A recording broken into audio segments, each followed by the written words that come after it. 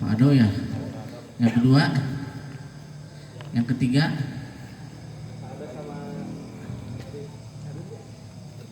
yang ketiga yang terakhir siapa? Enggak maksudnya, oh ini ya. 30% fisik. Berarti Anda yang mendengarkan nggak seperti itu? Ada bukti rekamannya. Ya. Jadi dalam Niklasar itu, nah, ini hasil kesimpulan kelompok 1 ya. Ya. Hasil kelompok 1 itu, jadi dalam Niklasar itu 70% fisik dan 30% fisik gitu. Kunaon fisiknya fisik dipresentasikan dan beda nah gitu.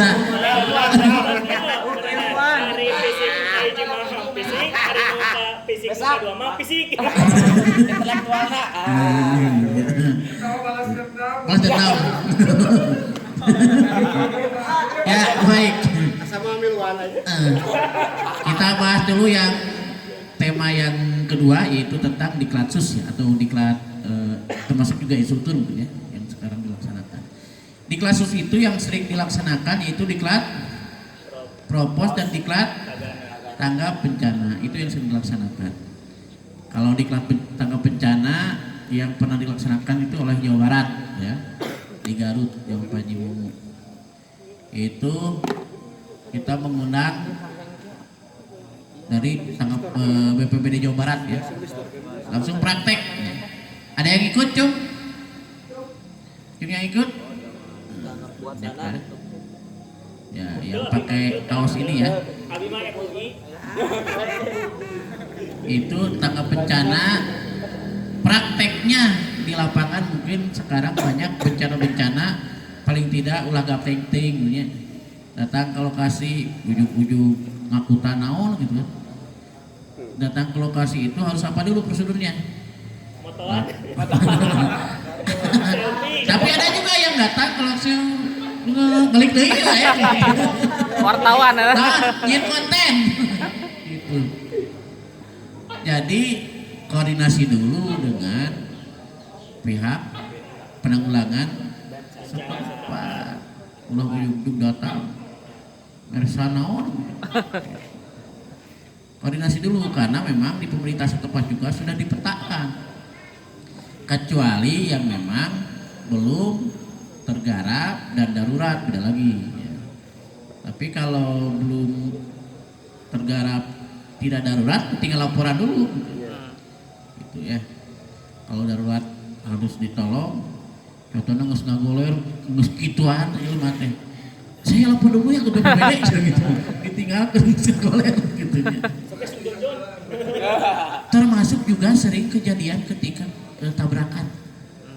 Ya, di ini meski kian giraan tapi dasarnya nanti ya di pinggir jalannya. Karena takut jadi saksi, takut disangka dan sebagainya. Itu, ini sangat dilematis juga ya. Di sisi lain dia butuh pertolongan secepatnya. Nah ini mungkin kemarin paling tidaklah dipraktekkan di masyarakat sekitar, termasuk juga kita kemarin ketika di Cirebon ada banjir ya, kita berangkat ke sana dengan anggaran yang memang tidak ada. Berangkat saja dan menyerahkan titipan santunan. Termasuk juga kalau di Garut pernah ya, di Garut 2 kali ya. 2 kali itu di Garut dua-duanya banjir bandang ya. Rogong sama di yang di Garut satu lagi Sukawening ya. Kita menginap di sana kalau yang di Sukawening ya. Ya di sana. Buat posko di sana. Gitu.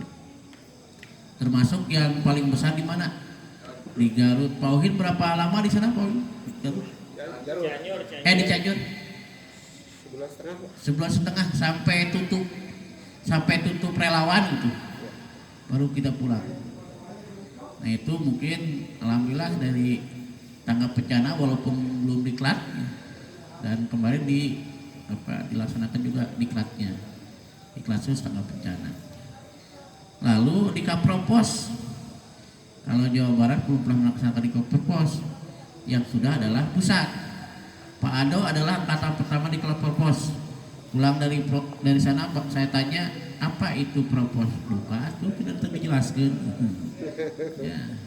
Akhirnya ketika saya diangkat menjadi komandan satuan diklat, lalu melaksanakan diklat propos di Cisarua, saya berdebat panjang dengan Kang Ali.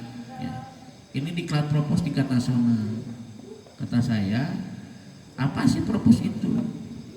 Kan pemahaman di pusat, di DPP, yang namanya propos itu pengawalan ketum. Kenapa pengawalan VIP? Karena biasanya setelah mengawal dikasih buat gitu. Jadi orientasinya mungkin yang saya tangkap begitu. Nah makanya dimanapun yang namanya propos di satuan ada di TNI, ada di Polri, TNI Angkatan Darat, ada semuanya, termasuk di satgas-satgas yang manapun itu ada propos. Lalu apa propos itu? Propos itu penegak aturan di setiap satuan. Jadi yang menegakkan aturan itu propos. Lalu bagaimana supaya bisa menegakkan aturan? Bagaimana caranya? Pahami dulu aturannya. Ayo propos tengati aturan mereka negakkeun naon atuh. Contoh aturan apa yang ada di Brigade Masjid? Seragamisasi? Ya di mana itu? Aturannya ada di mana? Oh, pedoman brigade. Pedoman Brigade Masjid. Maka propos wajibul kudu paham tentang pedoman Brigade Masjid. Kenapa? Karena kan untuk mengawal aturan. Ya mereka awal aturan tapi itu apa aturan anak? Harus paham dulu aturannya. Itu propos. Ya. Makanya di kelatihan di Cisarua kebetulan saya diminta untuk, karena saya yang ngasih masukan-masukan, kebetulan saya di Komandan Satuan Diklat itu. Oke, saya siapkan materi-materi yang dibutuhkan. Pertama saya minta materi tentang keberkepremian langsung dari DPP, supaya karena yang diklat propos juga kadang belum pernah diklatjar, banyak yang baru, sehingga mereka harus paham dulu BKPRMI-nya dari pusat dan kebrigadanya.